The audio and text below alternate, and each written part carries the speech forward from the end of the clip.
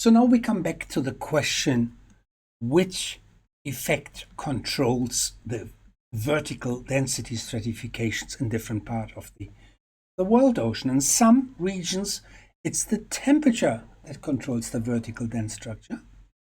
Okay, so which means that the surface water is warm enough to override density effects due to salinity. Hence, the temperature effect can support both a higher or lower salinity, and this situation is typical of tropical. Okay, so that's what effects do you get because of that? For example, tropical cyclones require a warm sea surface.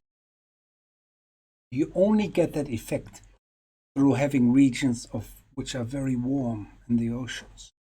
It's the density that facilitates this. So in other regions, you have a salinity that controls the density, which means that the surface water has a salinity so low that a cooling of the surface water does not create unstable density stratification. This situation is typical of polar regions where surface water can supercool to create sea ice.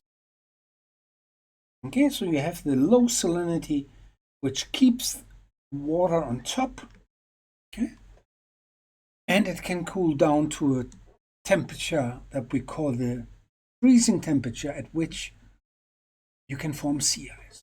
That's why you can have in some regions permanent ice cover, like in the Arctic Ocean.